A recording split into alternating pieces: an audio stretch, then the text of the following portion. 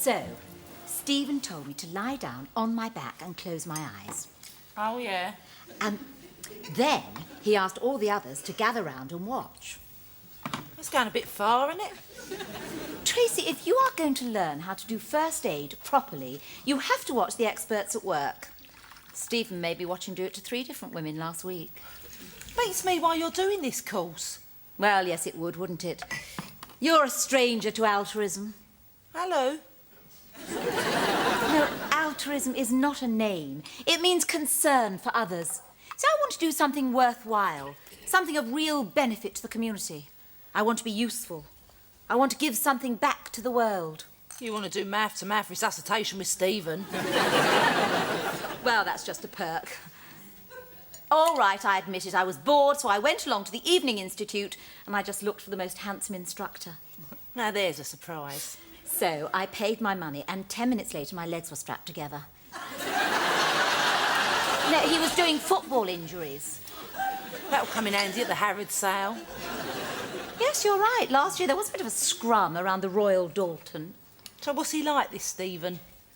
Well, he's 28, 6'1½", piercing blue eyes, auburn hair, beautifully manicured nails, and there was a wonderful little dimple just here in his smile. Not that you've taken much notice of him.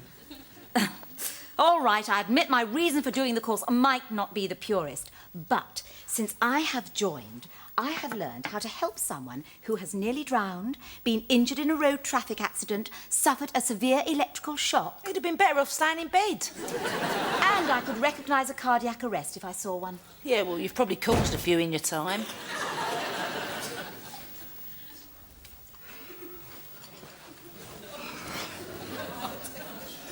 In fact, we could be witnessing one now.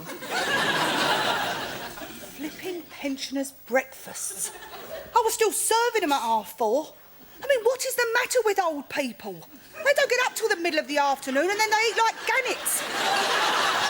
You know, I had the Lower Edmonton Derby and Joan Club come in at 3 o'clock demanding breakfast for 27 people. I mean, what time do they have their tea? In the middle of the night or what? If I close my eyes, I can still see fried eggs. You sound stressed. Very astute, Dor. Well spotted. I'm ready to pass out. Yeah, well, you better not, unless you want Florence Nightingale here attaching jump leads to your boots. Dorian's doing a first aid course.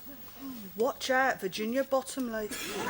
You may mock in your mindless, knee-jerk, sun-reading way, but at least I'm doing something to serve the community. Can you say that? I serve the community. I serve them breakfast. All flipping day. Well, it's hardly the same, is it? I'm talking literally about matters of life and death. Oi, don't knock what I do. I'm a lifeline for some of those pensioners. I give them somewhere warm where they can sit and chat with their mates, and I provide a square meal at a price they can afford. Oh, and I'm sure there's nothing in it for you, is there, Sharon? I'm still doing my bit. I mean, we all try and do our bit, don't we? Don't we, Trace? And what exactly do you do, Tracy? They've got no right going on at you like that. It wasn't what they said, it's what they didn't say. They made me feel like I was useless, like I was just sitting round on my bum doing nothing.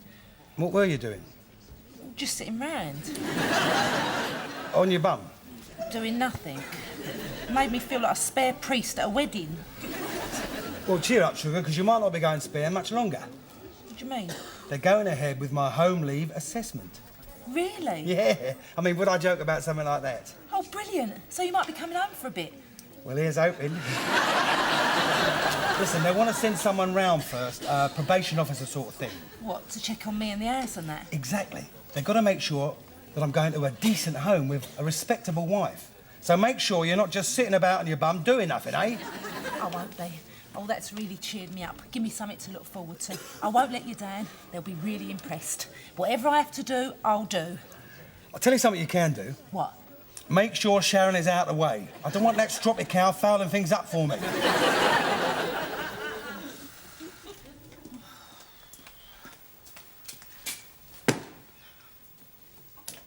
And then it got worse.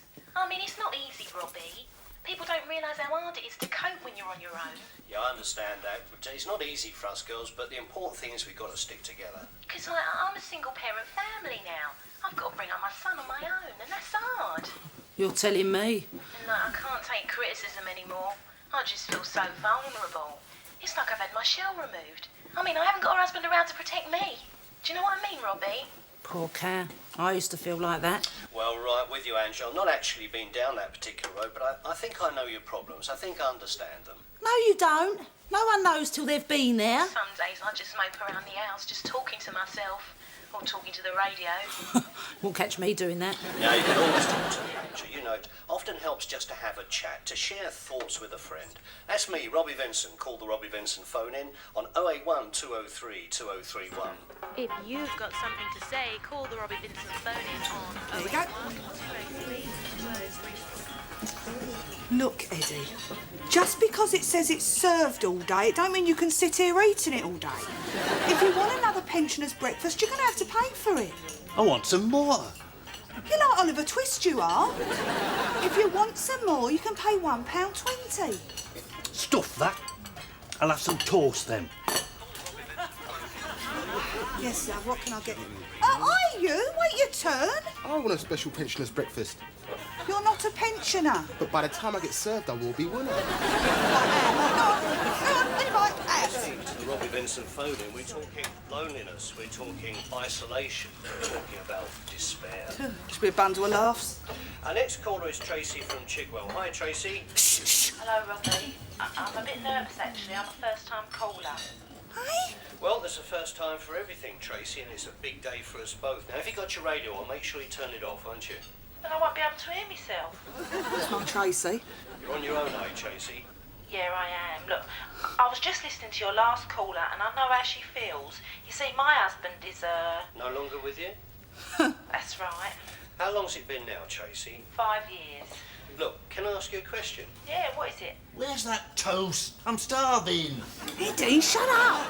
Your husband, Tracy. Daryl. Yes, Darryl. Did you love him very much? Of course I did. I still do. That's good to hear, Tracy. So for you, it's death has no dominion. What? Listen to the Robbie Vincent phone. Our subject today is bereavement. I'm talking to Tracy from Chigwell, whose husband, Darryl, died 5 years ago. What?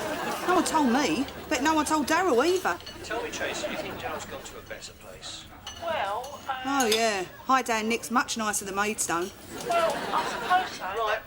Right with you. That's good. That's really positive. And tell me, Tracy, do you think that one day you and Darryl will be reunited? Oh, yeah. Next visiting day, you silly mare. Oh, yeah, I'm certain I'm going to see him again, you see. So your faith sustains you in this time of grief? What?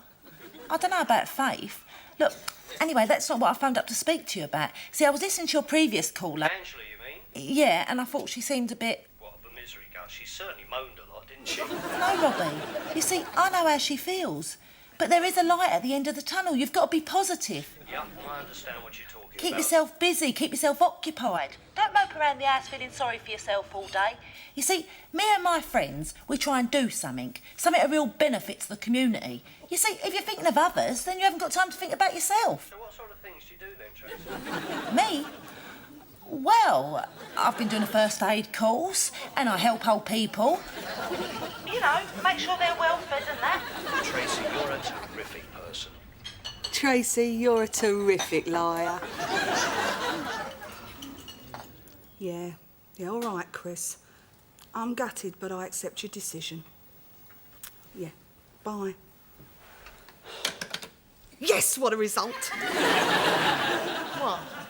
Chris ain't applying for home leave. Oh, made my day. Pity, though. Now I won't have the pleasure of telling him he can't come home. You wouldn't really have done that, would you? Well, I don't know. Would have been handy having him help at the calf. I wouldn't have had to pay him. And all the rats would have left. Well, I think it's really sad that your husband doesn't want to come home. Yeah, you're right. He should want to come home, even though I don't want him to come home. Well, I want my husband home. In a box, presumably. What? Well, on the radio this morning, you were busy telling everyone he was dead. Oh, don't start all that again. Never heard such a load of old cobblers in all my life. Look, I didn't say he was dead. They just sort of assumed it. Well, of course they did. That's what they were talking about, Trace. Dead husbands. Yes, but I didn't know that. It just happened. What could I do? You should have put them straight. How could I? He started talking about faith and telling me what a wonderful person I was. I couldn't just say, oh, I'm sorry, I forgot he isn't dead. He's doing 12 years for armed robbery. Well, you didn't have to make yourself out to be Mother Teresa. I like helping all the old folk. Lying toe rag. It was just something to say. When you started dishing out the advice, well, it was embarrassing. All right, I got a bit carried away. It won't happen again. You may have lost your partner, but do not lose yourself. Love yourself. What a load of old tosh. When you're not helping the old folk, you're doing a course on first aid. Because it's so important to keep busy, isn't it, Robbie? I need a drink. What you been doing? Who you been doing, more like?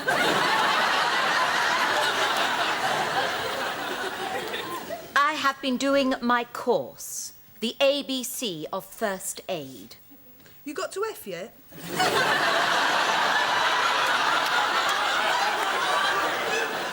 As a matter of fact, I have. We have now done fits, fever, and fainting, and I now know what to do with foreign bodies.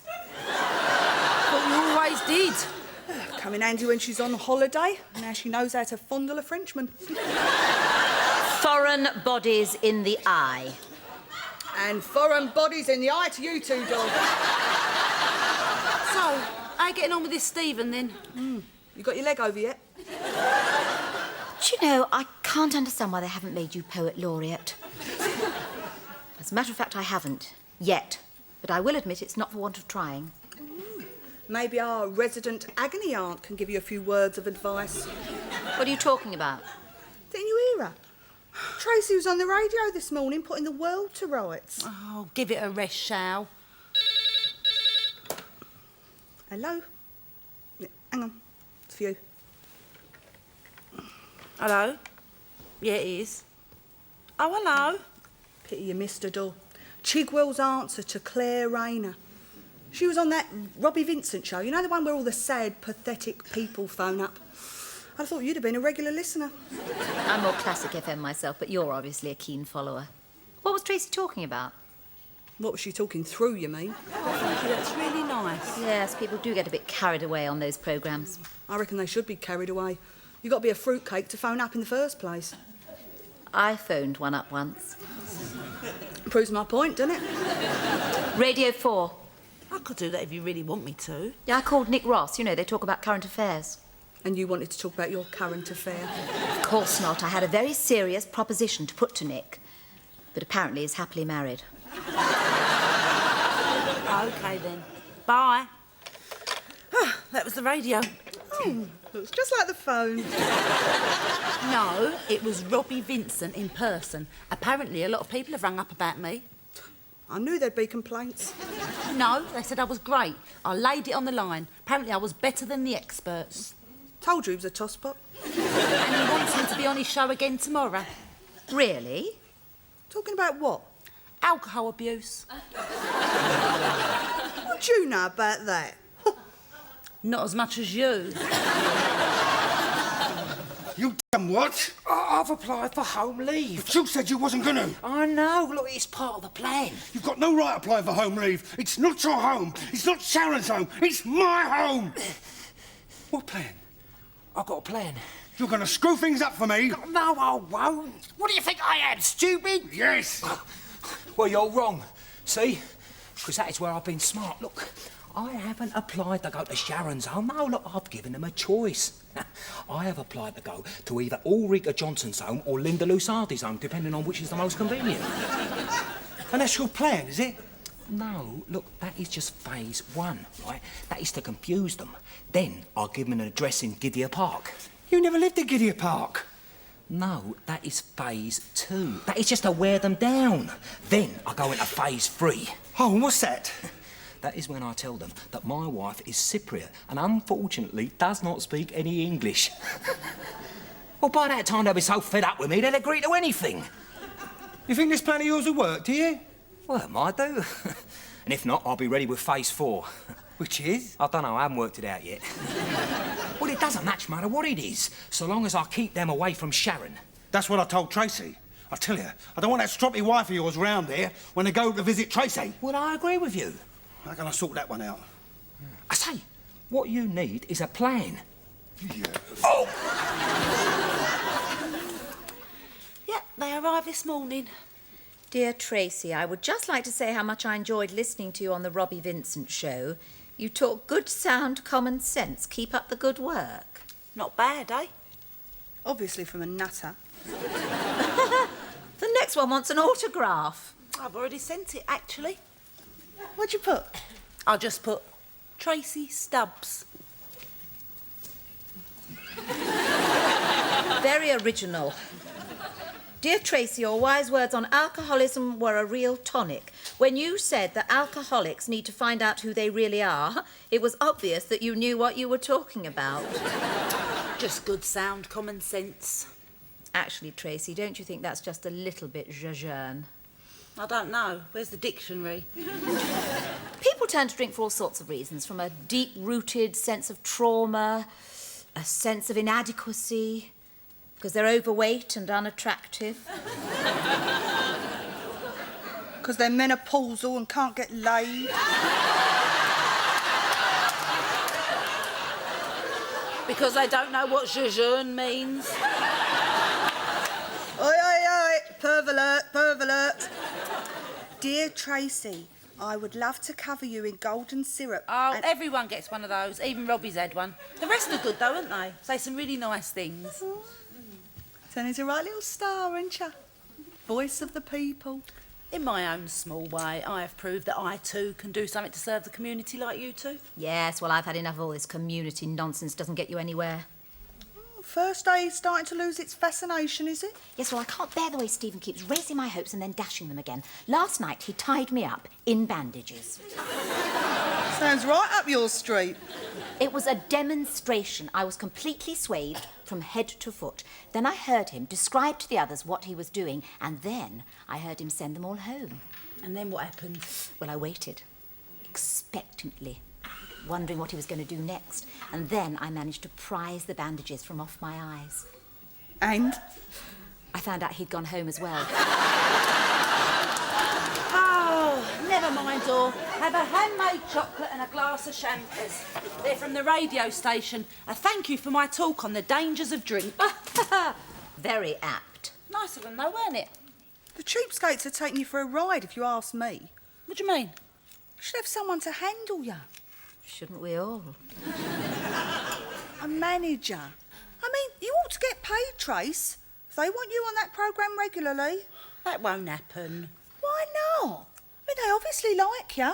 And everyone's got to start somewhere, haven't they? And look at that Danny Baker. Must we? He's just an ordinary bloke. Look how well he's doing. But he's got a good manager. Yeah, but no one's going to want to manage me. Well, I can think of someone who would. Someone with a keen business brain and your interests very much at heart. Wouldn't be talking about you, would we, Sharon? Yeah, right. I'll only take 10% of everything. Come on, girl, get that bottle open. Give us it here. Ooh. Yes! Oi, you're not Nigel Mansell, you know. Woo! 1, 2, 3!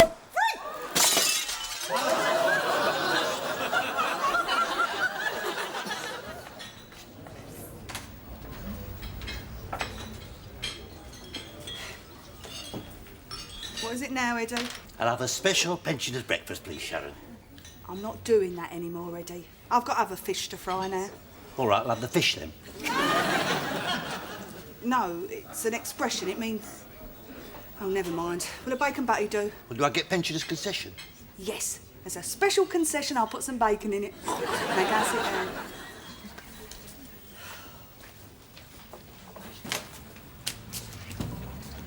Sharon, I've got to speak to you. The radio's been on again. Brilliant. They want me to do Robbie's show this afternoon. I told you. And they said if that goes well, they're thinking of inviting me into the studio. Excellent. We're on to a winner. You might get a regular spot. Here, how much do you think I should ask them for? 100 quid? No. Oh, all right, a tenner. See what they say. I can't do it. They want me to talk about life after death. What's wrong with that? I don't know nothing about it. So? You didn't know anything about bereavement or alcohol abuse or first aid. Didn't stop you mouthing off, did it? Yeah, but this is different. You're right. You're turning professional. No, you don't understand. See, I told him I've been speaking to Daryl and that Daryl had said... Said what? Well, that's the point. I told him I've been speaking to Daryl. And as far as they're concerned, Daryl's been dead for 5 years. Oh, they got you down as a liar. No, they've got me down as a medium. They think I'm some sort of Doris Stokes. This gets better and better. I can't do it. Why not? Because it's dishonest. Yes, but there's money to be made. Look, as your manager, I advise you to go ahead and do the show. We'll sort something out. How? What a great idea. What is? How? We'll get you a Red Indian spirit guide. Oh, don't be so stupid. We'll have a laugh and we'll make a few quid. Besides, you don't want to let the golden syrup man down, do you? He's stuck to the radio when you're on. But this is supposed to be fun. How comes I feel so sick? Be all right. Me and Door's here to help you, aren't we, Door? I have been married to Marcus for 25 years. I know everything there is to know about life after death. Look, I shouldn't be doing this. I should be making the house nice in case Daryl's probation officer comes round. And what about that window? What happened to the bloke you called? Hello? Yes? Tracy Stubbs? It's the front door. I get it. Look, do you think I've got time to nip to the loo again? No. And is this going to take much longer? I've got a lot of things to do at home. The man's come to mend the window. What do they call you? They call him a glazier. You took your time. Yeah, I thought you was a 24-hour glazier. I am. Cool, I'm shattered. Here, I've been on the job for 24 hours. I didn't say a word. And I'll show you the window. What window? The broken window, of course. Oh, yeah, right. I'll get cracking then. No, you get mending. We've done the cracking. Hello? Yes? Tracy Stubbs? Voice of the people. It's for you. Come on. You tell Sharon straight. I want her on her best behaviour when the probation officer goes round. Listen, don't you worry, son. Look, me and Shao, we both knows the boss. Hello, dog. Chris, sod off. Sod off. Still the boss? Give it to me. Now, listen up, Sharon, and listen good. Someone is going to call today. We know someone's going to call. That's what we're waiting for. Get off the line. Bloody cow. Sharon, I want to speak to Tracy. So does half of London. Now get off the line. Do you know you've got a broken window in here? You're here to fix it, you zombie. Oh, yeah. Hello? Yes? Tracy Stubbs? Hi, Tracy. Robbie Vincent, you were engaged. Yeah, sorry. OK, look, stay on the line. We'll be with you after the next caller. It's him. I'm on next. Oh, I'll put the radio on. You can't. You've got to get it out of it because of the feedback. She's so professional.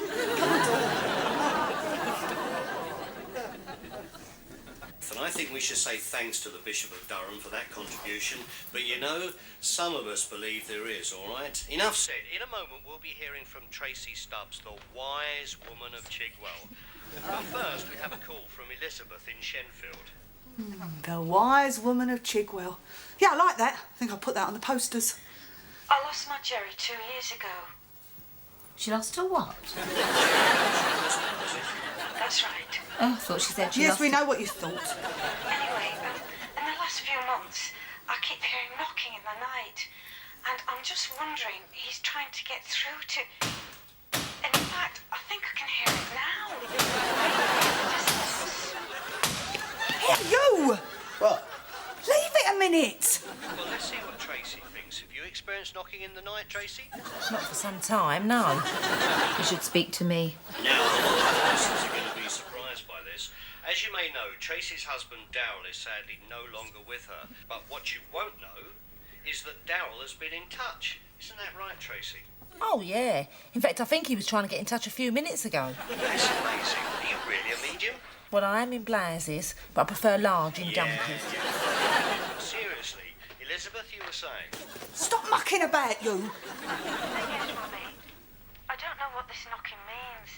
You see, the last words I spoke to Jerry were words of anger. And I'm desperate to know if he's forgiven me. I just can't live with myself. Can you help with this one, Tracy? No, I'm sorry, Robbie. And I'm sorry, Elizabeth. I'm not the wise woman of Chigwell. What are you doing? I'm just an ordinary woman. Who's losing me a fortune? But I thought your Darryl was on the other side. He is, on the other side of bars. He's doing 12 years for armed robbery. I don't believe this. I'm going to have a drink.